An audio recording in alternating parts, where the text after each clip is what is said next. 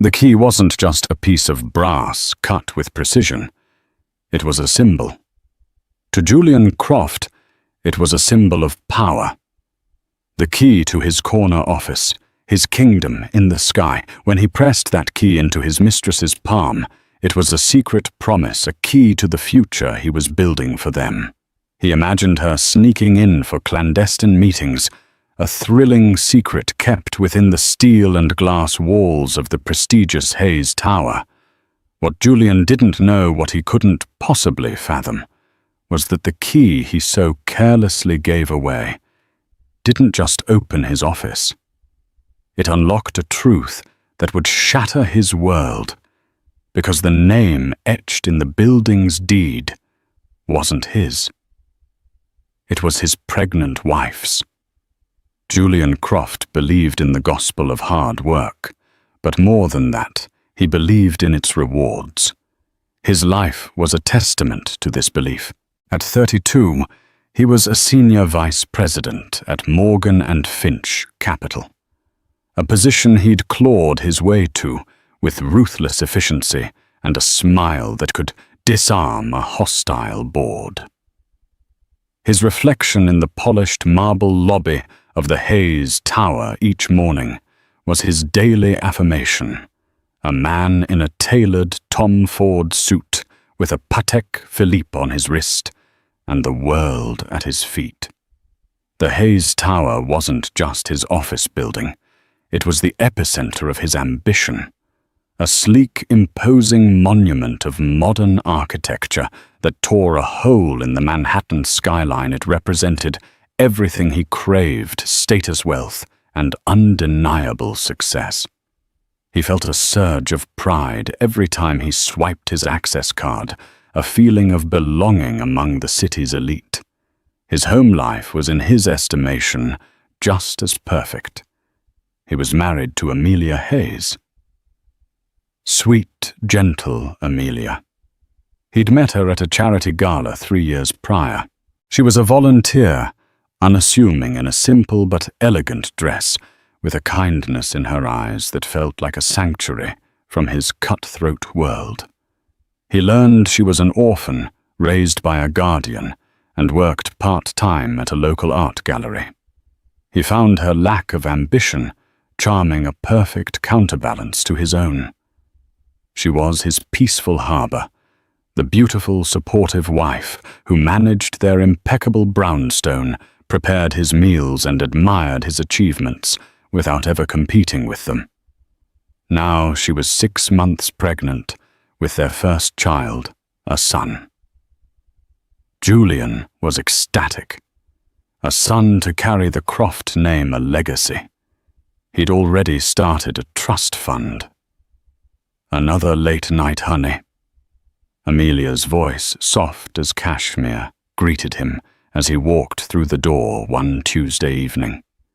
The aroma of rosemary and roasted chicken filled the air. He loosened his tie, dropping his briefcase by the door. Massive deal on the horizon, Ames, the kind that makes careers. You wouldn't understand the pressure. He meant it affectionately, but the condescension was a constant, subtle hum beneath his words. Amelia simply smiled, placing a hand on her swelling belly. Well, your son and I are proud of you. Just make sure you're taking care of yourself. He kissed her forehead, the gesture more habit than passion. Always. It's all for you two, you know. But recently, all for you two had begun to feel like a lie even to him. The lie had a name: Isabella Rossi. Isabella was a new analyst on his team. She was everything Amelia wasn't: sharp-edged, ferociously ambitious, with a fire in her eyes that mirrored his own. She didn't look at him with gentle admiration. She looked at him with a hunger that he found intoxicating. Their conversations started with market analyses and earnings reports, but soon bled into late-night drinks under the guise of strategy sessions. Isabella understood his world. She spoke his language of leverage, of acquisitions, of killer instincts. She saw the version of Julian he wanted to be, not the husband Amelia saw. "You're wasted on them, Julian," Isabella had whispered to him last week, her fingers tracing the lapel of his jacket in a dark corner of a bar. "The partners at this firm are dinosaurs. You should be running your own fund. You have the vision." He'd felt a jolt, a dangerous thrill. No one had ever spoken to him like that. Amelia supported him, but Isabella challenged him. She ignited a part of him that his comfortable life had dulled. The affair started as most do, in a moment of weakness that felt like a moment of strength. A late night at the office, a shared bottle of expensive scotch, and a heated kiss against the cold glass of his office window. The city lights sprawling beneath them like a conquered kingdom. It was thrillingly reckless. He felt alive, reborn. The guilt was a dull ache, easily silenced by the roar of his ego.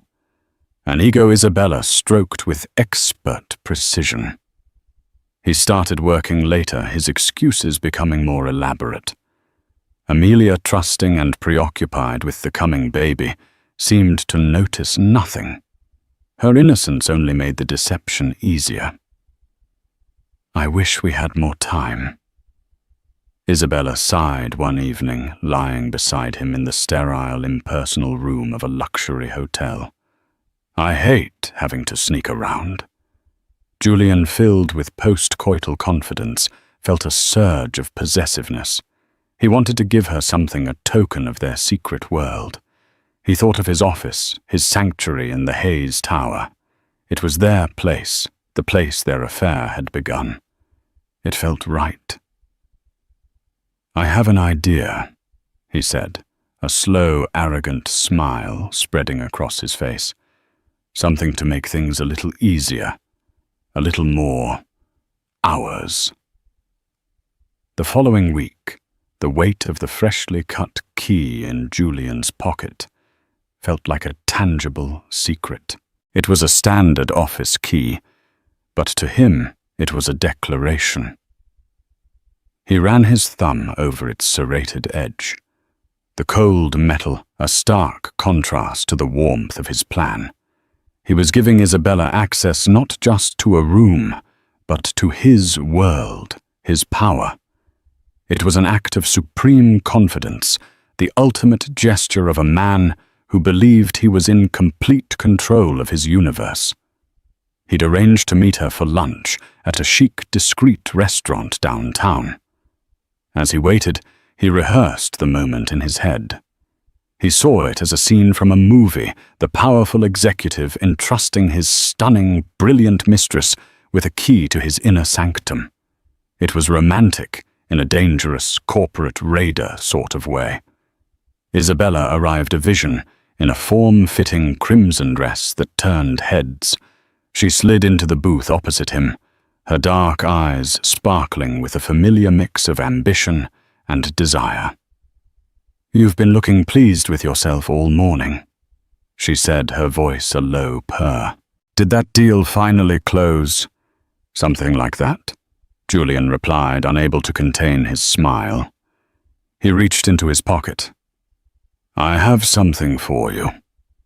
He slid the key across the polished mahogany table. It came to a stop near her wine glass. Isabella looked down at it, then back up at him, a flicker of genuine surprise on her face. "Julian, what is this?" "It's for the office," he said, leaning forward conspiratorially. "My office, for those nights when we're working late and want some privacy, or for a weekend when no one's around, so you don't have to wait for me downstairs or sign in. You can just come up. It's our place, remember?" Isabella picked up the key, her painted nails a stark red against the brass. A slow, calculating smile spread across her lips. This was more than a key. It was a promotion. It was a sign that she was moving from a temporary thrill to a permanent fixture in his life. It was leverage. "Julian," she breathed, her voice filled with exactly the awe he'd hoped for. "Are you sure?" "What if someone sees me?" "No one will," he said dismissively. "The weekend and night crew don't care, and who would question you? You're on my team. Besides," he added, his voice dropping, "I like the risk." He was so blinded by his own arrogance, so caught up in the drama he was creating, that he failed to see the cold calculation in her eyes. He saw admiration. She saw opportunity. Meanwhile, back in their brownstone, Amelia was dealing with a different kind of detail. She was on a video call with a man named Arthur Thompson. Arthur was in his late 60s, with a kind face etched with the lines of decades of responsibility. To the world, he was the formidable CEO of the Hayes Development Group, one of the largest commercial real estate firms in the country. To Amelia, he was the man who had raised her after her parents' death, her guardian, her confidant, and the steward of her family's vast, hidden fortune. "The new security protocols for the tower are fully operational." "Amelia," Arthur was saying, his voice a comforting baritone through the laptop speakers. "Tier 1 access is now linked directly to biometric data for all primary stakeholders, and the alert system is streamlined. Any unauthorized access attempts or after-hours overrides on executive floors will trigger an instant silent notification to my office and your personal account." Amelia sighed, shifting to get more comfortable in her chair. "Is all that really necessary, Arthur? It sounds so intense." Arthur's expression softened. "Your father was a careful man, Amelia. He built an empire, and he knew that empires need protecting. You own that building lock, stock, and barrel. It's the crown jewel of your portfolio. We don't take chances with it." This was the great secret of Amelia's life. She wasn't a simple gallery worker. She was Amelia Hayes, the sole heir to the Hayes fortune. The Hayes Tower, where her husband proudly worked, was her building. When she'd met Julian, she'd been so tired of men who were only interested in her wealth. She wanted someone to love her, the quiet, art-loving woman she was at her core.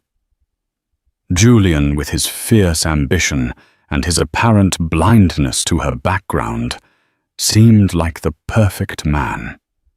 He was building his own empire, he said. She loved that about him. She loved that he thought he was the provider, the one giving her a life of luxury. It had been their private romantic truth. She planned to tell him everything, of course. After the baby was born, it would be a new beginning for them all.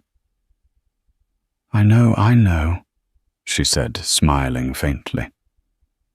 Thank you, Arthur, for everything, for always looking out for me. It's my honor, he replied. Now, have you told Julian yet about everything? Amelia shook her head, a familiar pang of guilt and apprehension surfacing. Not yet. The timing doesn't feel right. He's under so much pressure at work with this new deal. After the baby comes, then we'll have a whole new life to build together. With no secrets.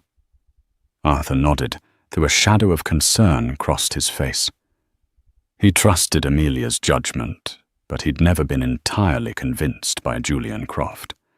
He found the man's ambition to be a little too sharp, his charm a little too polished, but he kept his reservations to himself for Amelia's sake. That Friday evening, Julian told Amelia he had to work late to finalize the deal. This is it, Ames. The final push. Don't wait up." He kissed her goodbye, the lie slipping off his tongue with practiced ease.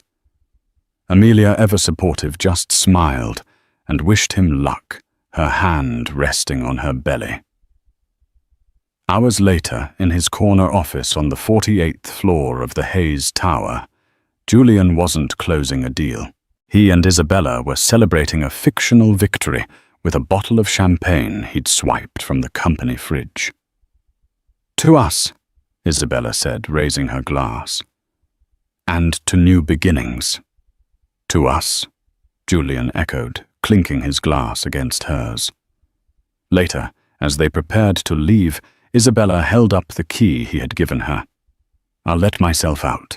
See you Monday, boss." The word boss was laced with a new intimate irony.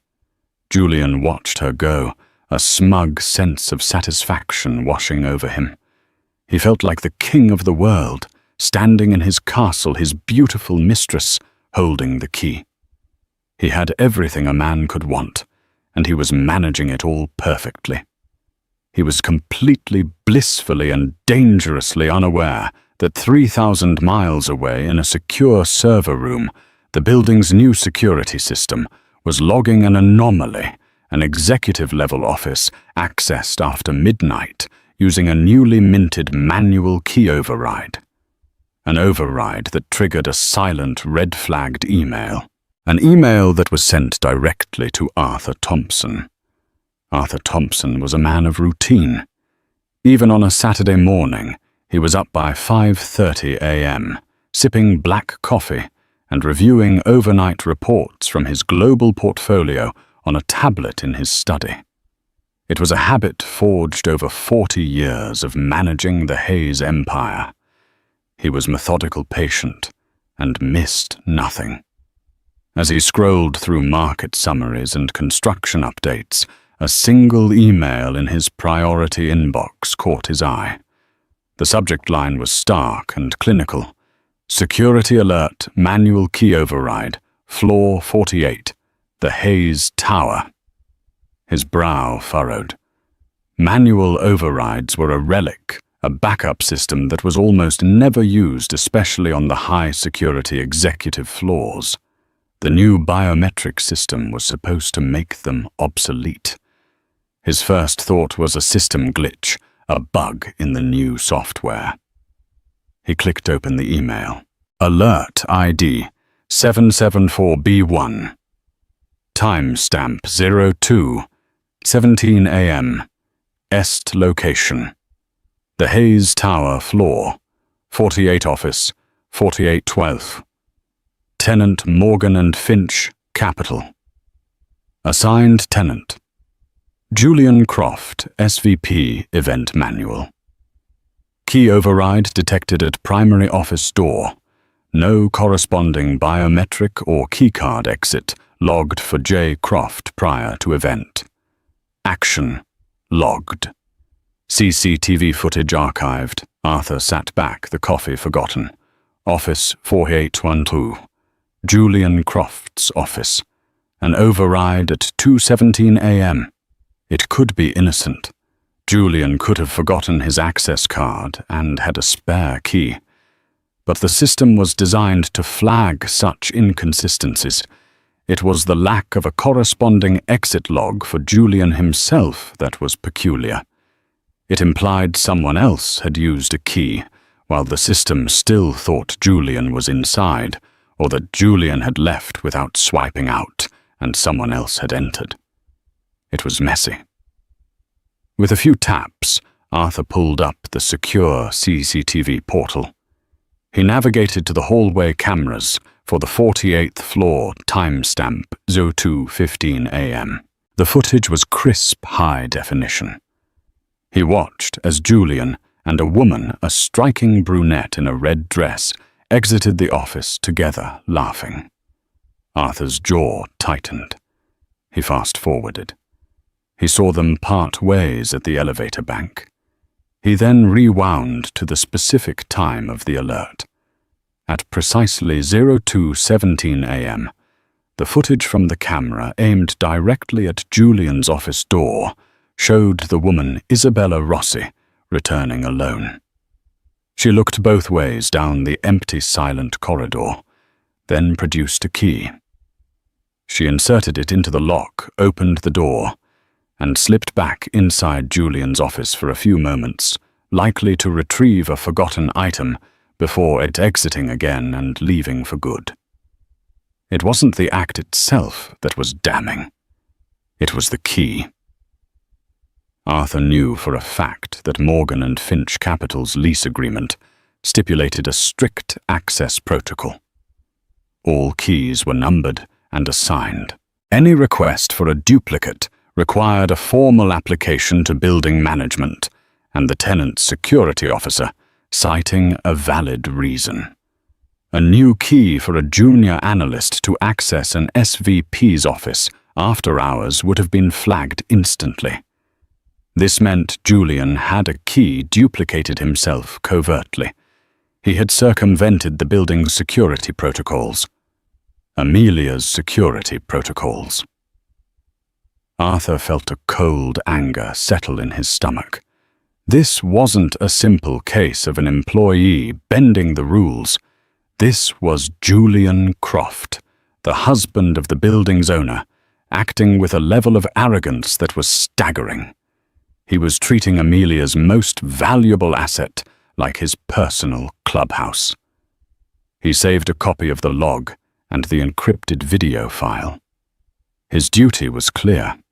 His loyalty wasn't to Julian Croft or Morgan and Finch Capital. It was to Amelia. But how could he tell her? She was pregnant, happy, and completely in love with a man who was at best a reckless fool and at worst a cheating liar. The sight of Julian and the other woman laughing together on the footage left little doubt in Arthur's mind as to which it was. He wrestled with the decision all weekend. He could bury the report. It was a minor infraction, technically. But he knew this was just a symptom of a deeper problem. A man who was this careless with his professional life was likely just as flawless with his personal one. Protecting Amelia meant protecting her from the truth, but for how long deception like rot only grew in the dark. By Monday morning he knew what he had to do. He couldn't call her with this news. He couldn't send it in an email. This required delicacy. It required him to look her in the eye and be the rock she needed him to be when her world cracked. He called Amelia's personal assistant.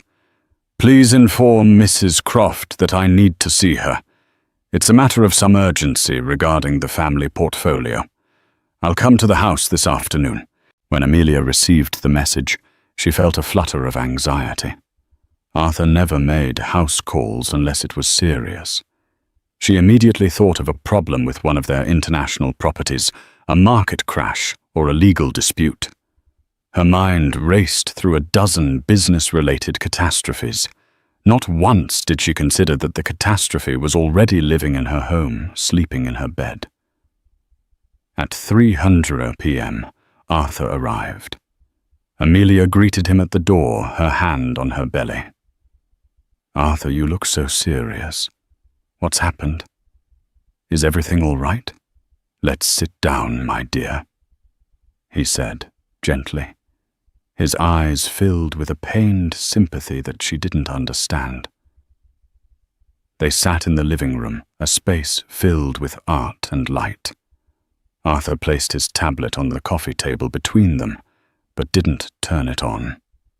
"Amelia," he began, his voice heavy, "I have something to show you. It's difficult, and I am so sorry that I am the one who has to bring this to you." He took a deep breath. "As you know, we installed a new security system at the tower. It flags any and all irregularities.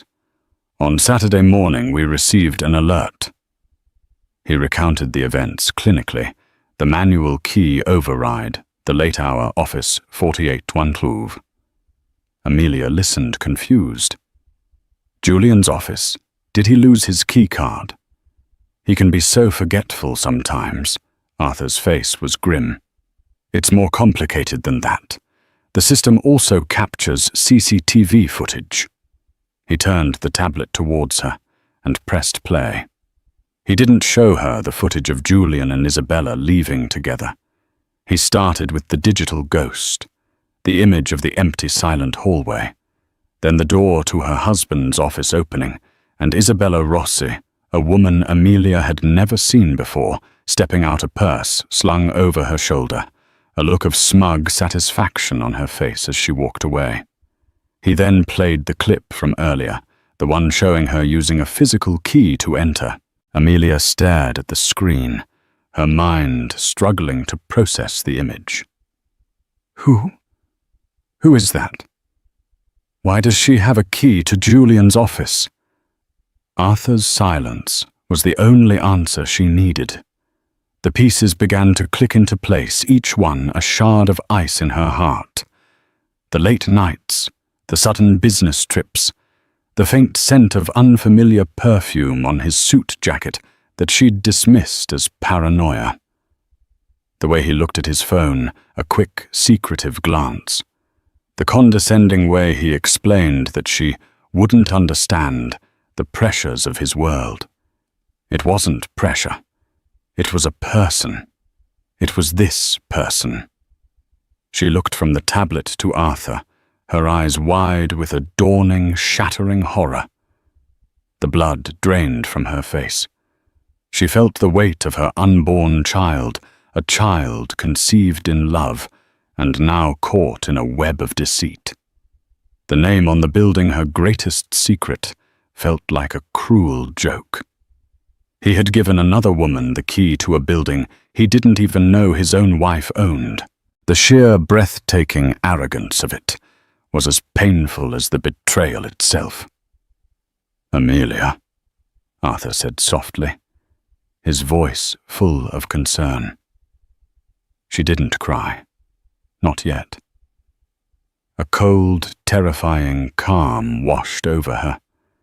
The hurt was a deep physical chasm opening inside her. But on the surface, the gentle, trusting Amelia Hayes was being replaced by something else. Something harder. Something forged in the fire of her father's legacy. She was a Hayes, and no one, not even her husband, would make a fool of her in her own empire.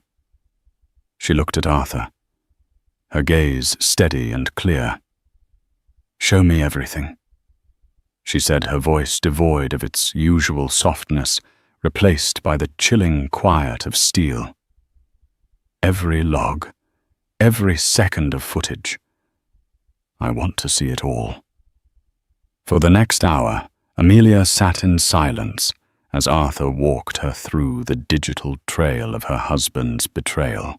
She watched the full footage from Friday night, Julian and Isabella emerging from the office, their easy intimacy, the shared laughter that felt like a physical blow.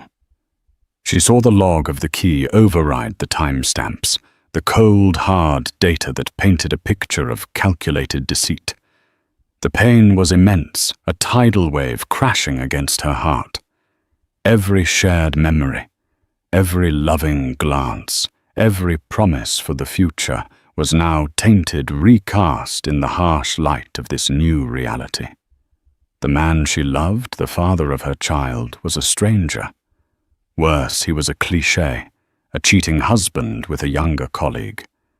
But the context of the betrayal elevated it from a mere personal tragedy to an act of monumental disrespect. He hadn't just cheated on her in a hotel.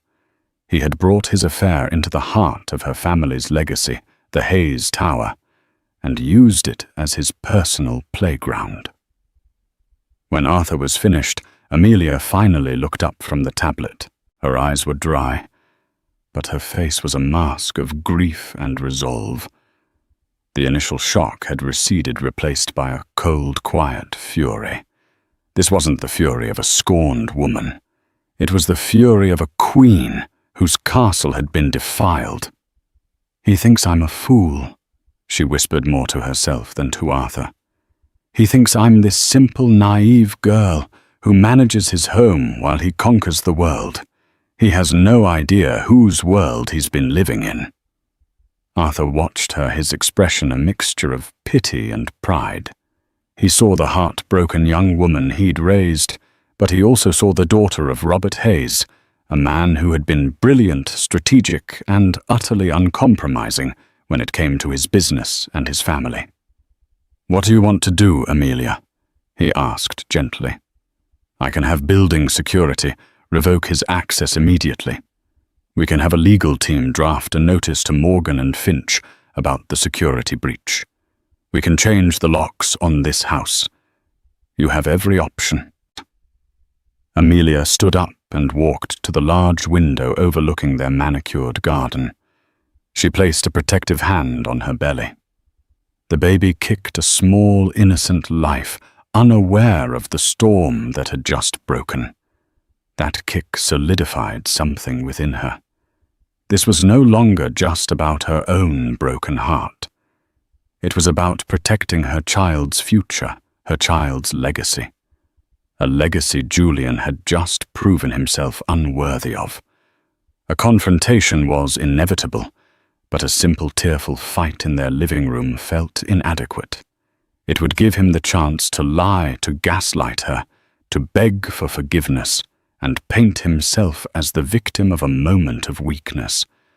No, the punishment had to fit the crime. His sin was one of arrogance committed on a stage of corporate power. His downfall would have to be just as public, just as corporate. He needed to understand the true scale of his mistake, the sheer magnitude of the world he had failed to see.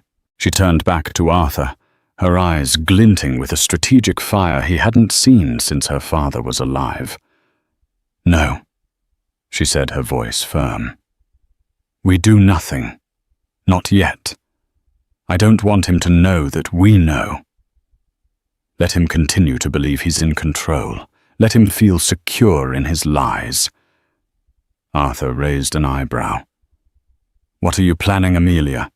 He's been boasting about a big deal, something that's supposed to make his career," she said, a bitter irony in her voice.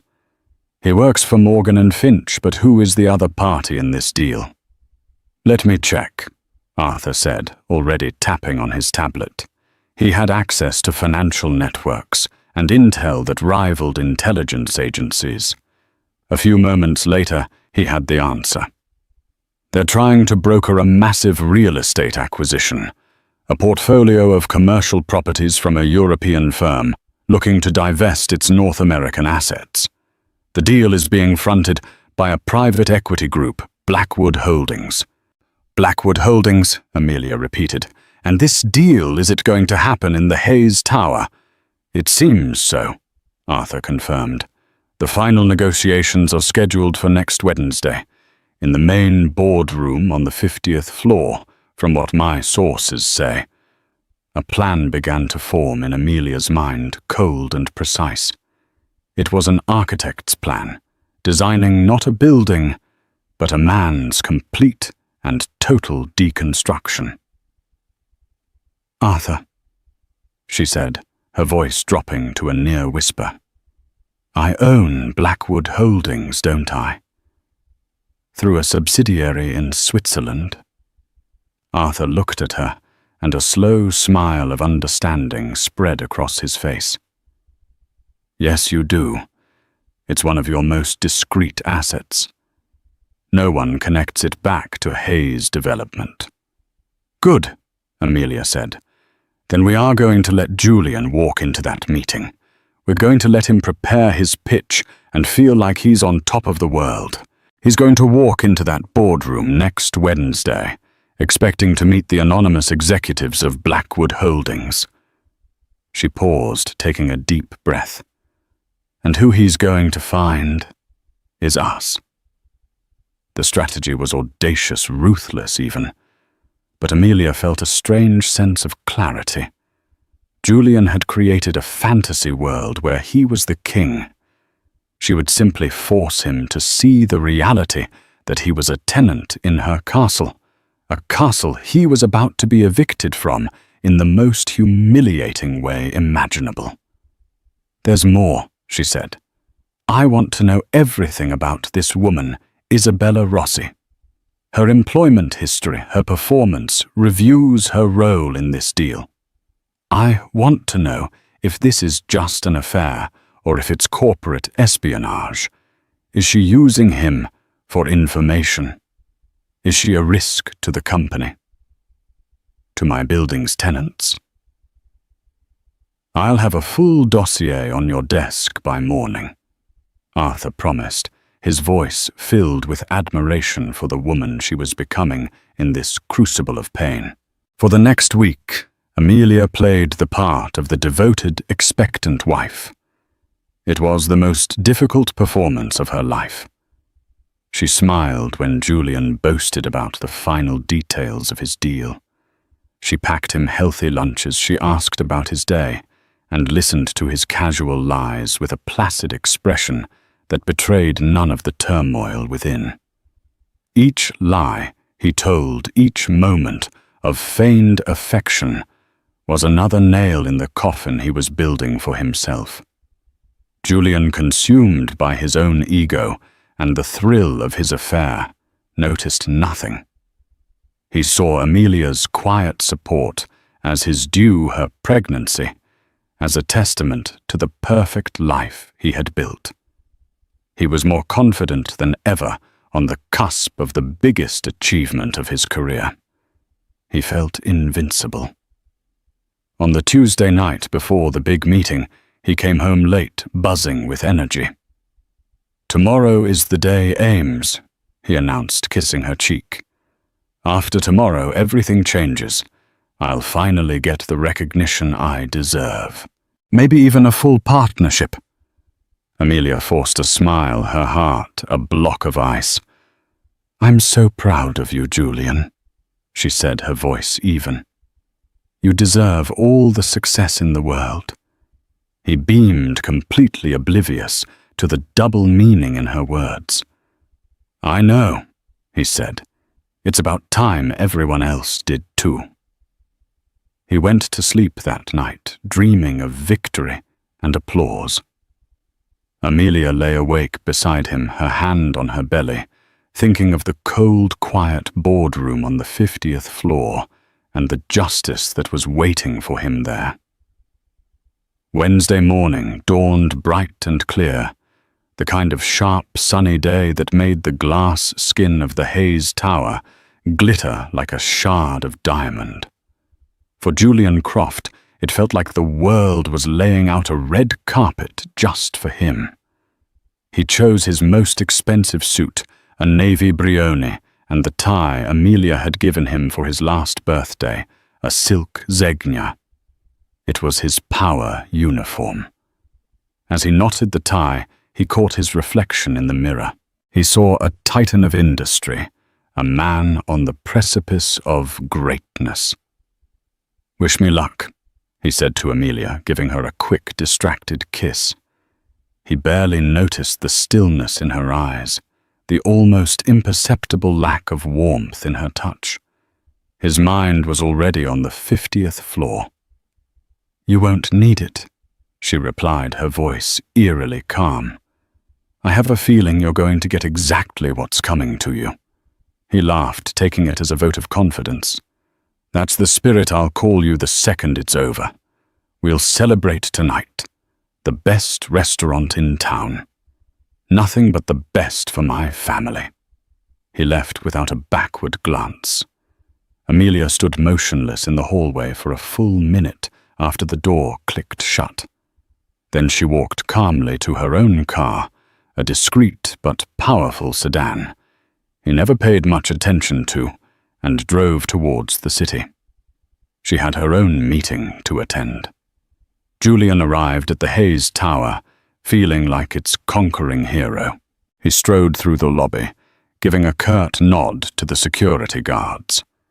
He took the express elevator directly to the 50th floor home, to the building's most luxurious and exclusive boardrooms, reserved for tenants of unparalleled importance.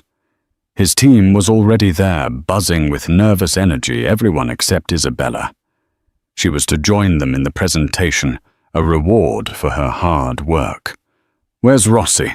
Julian asked David Chen, his second-in-command. "Said she was grabbing something and would meet us in the room," David replied, shuffling through his presentation notes. "You ready for this, Julian? The guys from Blackwood are supposed to be legends, utter sharks." "Let them be sharks," Julian said with a dismissive wave of his hand. "We're about to give them a deal they can't refuse. I've got this." At precisely 10:30 a.m., a secretary from building management informed them that the Blackwood Holdings representatives were ready. Julian straightened his tie, shot his cuffs, and led his team towards the main boardroom. The door was a towering slab of dark mahogany. He felt a surge of adrenaline. This was it, the moment that would define his career. He pushed the door open and stepped inside, and stopped dead. The room was vast, with a 30-foot-long table made of a single piece of polished granite. Floor-to-ceiling windows offered a breathtaking panoramic view of Manhattan. But Julian didn't see the view. He saw the people at the table. At the head of the table sat Arthur Thompson, his face impassive and cold as stone. To his right sat two grim-faced lawyers, Julian recognized as being from one of the most feared corporate law firms in the city. And to Arthur's left, sitting with a posture of perfect regal calm, was his wife Amelia. She wasn't the soft, unassuming Amelia he had left at home that morning. She was wearing a bespoke maternity business dress in a deep navy blue that mirrored his own suit, her hair styled immaculately. Her expression was one he had never seen before, calm, powerful, and utterly devoid of affection. She looked at him not as a husband, but as a stranger she was about to dismiss. Julian's mind reeled in confusion. He blinked, thinking he was hallucinating. "Amelia, what are you doing here? And Mr. Thompson, is this some kind of surprise?" His voice faltered. His team standing behind him was equally bewildered, shuffling their feet in awkward silence. Amelia didn't answer. She simply gestured to the empty chairs on the other side of the table. "Please, Julian, sit. We have a lot to discuss." Her voice was the voice of a CEO, not a wife. Cold dread, slick and oily, began to seep into Julian's veins. He looked from Amelia's unreadable face to Arthur's granite-like stare. He slowly walked to the indicated chair and sat down his own presentation notes, feeling suddenly ridiculous in his hands. I don't understand," he stammered. "We were scheduled to meet with Blackwood Holdings." "You are," Arthur Thompson stated, his voice cutting through the silent room. "You are meeting with the sole proprietor of Blackwood Holdings and the beneficial owner of this building, the Hayes Tower." He paused for effect, letting the words hang in the air. "Mrs. Amelia Hayes Croft."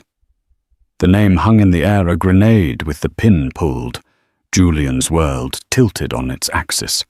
The blood rushed from his head, and the panoramic view outside seemed to sense all Amelia's culpa. Owned the Hayes Tower, owned Blackwood Holdings. It was impossible, it was a joke. He looked at her, searching for the punchline, for the gentle smile of his sweet, simple wife. All he found was the cool, appraising gaze of an owner, a proprietor, a woman who held his entire world in the palm of her hand. The condescending affection he'd always shown her, the assumption of her naivete, the belief in his own superiority. It all crashed down on him with the force of a physical impact. He had been living in a fool's paradise. Just as the crushing weight of this revelation was settling in, the boardroom door opened again. Isabella Rossi walked in, a confident smile on her face. Sorry I'm late, Julian. I was just—" She stopped, her smile vanishing as she took in the scene. She saw Julian, pale and stricken. She saw the powerful figures at the head of the table. And she saw Amelia, pregnant and poised, looking directly at her with an unnerving stillness. Isabella's ambition had always been her greatest asset, but for the first time her instinct screamed at her that she had made a catastrophic miscalculation. Amelia's gaze shifted from Julian to Isabella, her eyes turning from ice to Arctic frost. "Miss Rossi," Amelia said, her voice dangerously soft. "Thank you for joining us. Please have a seat. We were just about to discuss your contributions to the company." The trap had been sprung. The players were all in place, and Julian Croft was about to learn the true meaning of consequences. Isabella froze in the doorway, her bravado evaporating under Amelia's glacial stare. She looked at Julian for guidance, but he was a statue of shock, his face ashen, his eyes wide with disbelief. The power dynamic in the room was palpable and terrifyingly clear. She slowly, cautiously took a seat at the far end of the table, as far from Amelia as possible. Amelia let the silence stretch, a tool of power she wielded with devastating precision. She watched Julian's mind work, saw the denial warring with the horrifying emerging truth. Finally, she spoke, her voice calm and measured each word, a carefully placed stone building the walls of his new prison. "For 3 years, Julian Muth, I have honored your ambition. I have watched you work yourself to the bone, because you wanted to build something for us, for our family. I respected it so much that I kept my own life, my own inheritance, a secret. I wanted you to love me, Amelia. Not Amelia Hayes, the owner of a real estate empire." She paused, letting that sink in. "I wanted to believe you were the man I fell in love with. A man of integrity. A man of honor." She gestured to Arthur. "But it seems I was mistaken." Arthur Thompson slid a sleek silver tablet to the center of the table and tapped the screen. A high-definition video began to play on the large monitor mounted on the wall.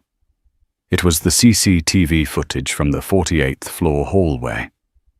Julian and Isabella exiting his office after hours, their body language intimate and undeniable. Julian flinched as if he'd been struck. His team members shifted uncomfortably, their eyes darting between the screen and their now disgraced boss.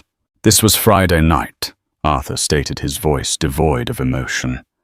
"Or rather, Saturday morning at 2:05 a.m.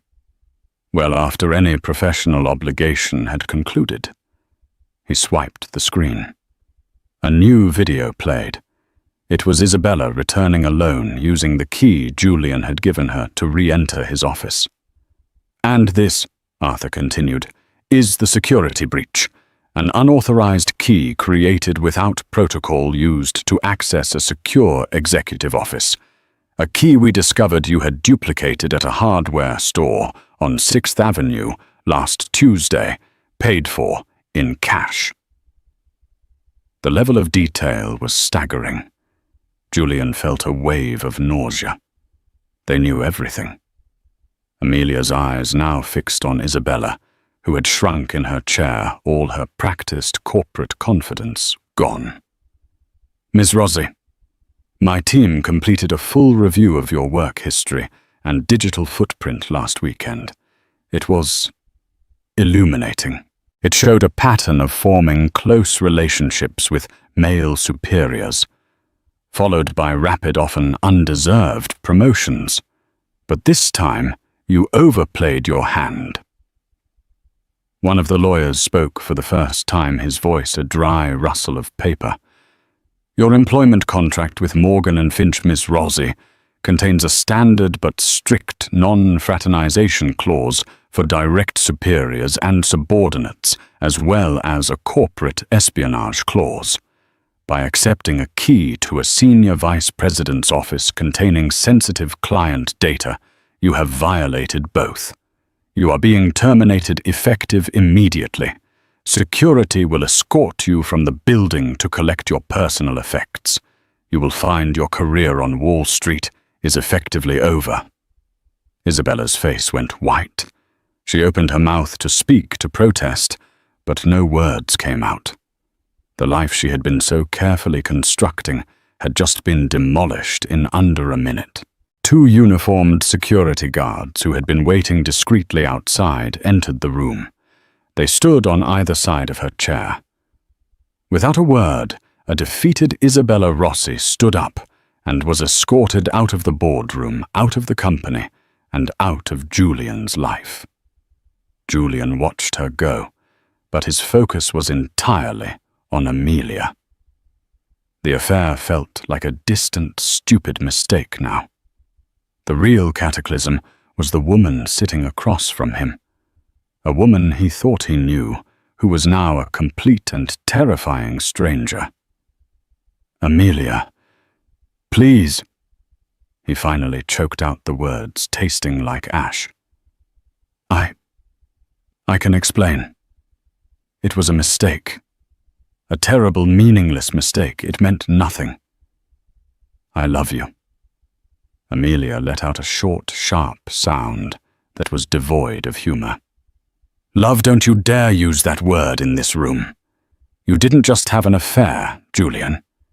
You disrespected me in the most profound way possible. You used my home, my legacy as the backdrop for your sordid little drama.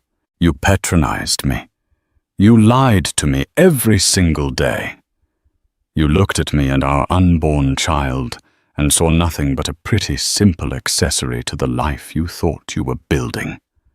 She leaned forward, her eyes blazing with a righteous fire.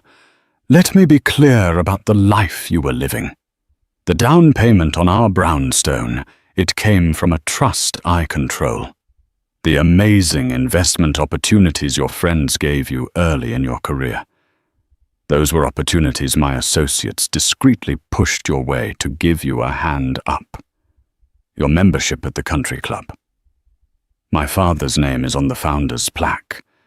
I didn't give you a life of luxury, Julian. I gave you a chance to be a good man on your own terms. And you failed. Each word was a hammer blow, systematically dismantling the entire foundation of his identity. His success, his hard work, his empire, it was all a curated illusion. He hadn't built anything. He had been a guest in a kingdom he didn't even know existed. He looked at the stunned faces of his team, the men who had admired and envied him. He saw their pity and contempt. His humiliation was absolute, a crushing physical weight. As for Morgan and Finch, Arthur Thompson interjected coldly, we, as the owners of this building and a significant, albeit silent investor in your firm, through various funds, have already spoken to the board. Your flagrant breach of security protocols, your disregard for company policy, and the potential liability you've created are untenable. Your position has been terminated. It was over. In the space of 10 minutes, he had lost his job, his career, his mistress, and his dignity. All that was left was his wife. He looked at Amelia, his eyes pleading, desperate. Ames, our baby, our son. Please, don't do this to us. I can fix this. We can fix this. Amelia stood up, her pregnancy making the movement slow and deliberate. She looked down at him not with hatred, but with a profound and sorrowful finality. There is no us to fix, Julian. There is only you and the consequences of your choices. And there is me and the responsibility I have to protect my son from a father who has proven he understands nothing of loyalty, honor, or respect. She walked towards the door, pausing beside his chair. The lawyers will be in touch regarding the divorce.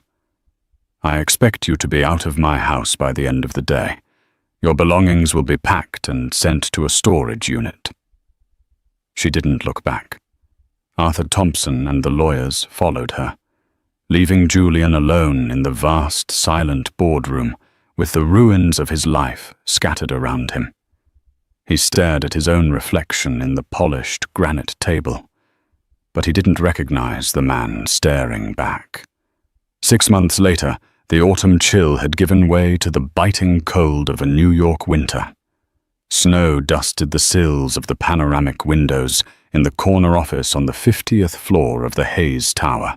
It was no longer a boardroom, but had been renovated into a magnificent, light-filled executive suite. The new CEO of Hayes Development Group, Amelia Hayes, stood looking out at the city skyline, her city. In her arms, she held her 2-month-old son, Noah Hayes. She had given him her name, the name of his true legacy. The woman who looked out at the city was not the same one from a year ago. The soft edges had been honed by grief and responsibility into a quiet, formidable strength. She had embraced her identity, not as a burden to be hidden, but as a duty to be honored. She moved with a confidence that came from surviving the worst kind of betrayal and discovering that she was more than enough on her own. The pain was still there, a faint scar on her heart, but it no longer defined her. Noah did. Her work did. Her future did. Arthur Thompson entered the office, his usual stern expression softened by the sight of Amelia and her son. "The final quarter projections are in," he said gently. "We're up 12%. Your strategy for the Blackwood portfolio is already paying dividends."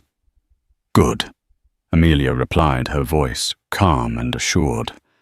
"What about the Morgan and Finch tenancy?" "Their lease is up for renewal in 8 months," Arthur said. "They are, shall we say, very eager to remain in our good graces. They promoted David Chen to senior vice president. He's competent." Amelia nodded. "Ensure the new lease reflects current market rates. No special treatment." There was no malice in her voice, only the dispassionate clarity of a good business owner.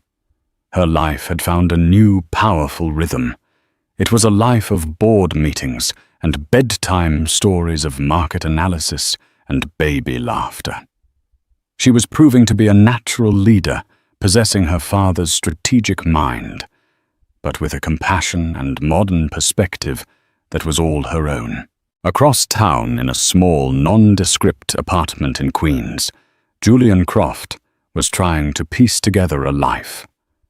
The word had spread quickly through the tight-knit world of New York finance. He was radioactive. No major firm would touch him. The story of his public humiliation in the Hayes Tower had become a cautionary tale whispered over expensive lunches. He had eventually found a low-level analyst job at a small, struggling firm in New Jersey, the kind of place he would have sneered at a year ago. His tailored suits were replaced by off-the-rack substitutes. The Patek Philippe was long gone, sold to cover legal fees and rent. He took the subway to work every day, just another face in the anonymous crowd. The loss of wealth and status was crushing, but what haunted him most was the loss of his family. He had received a single formal photograph of his son, Noah, from Amelia's lawyers. He kept it on his nightstand. The baby had his eyes. The pain of that knowledge was a constant, dull ache. He had lost the right to be a father before he even had a chance to be one. He finally understood what he had thrown away. It wasn't just the money or the lifestyle. It was Amelia. Her quiet strength, her unwavering belief in him, her love that he had been too arrogant and too stupid to see for what it was, a gift, not a given. He had been handed a kingdom, and in his blindness had chosen to play games in the stables with a court jester.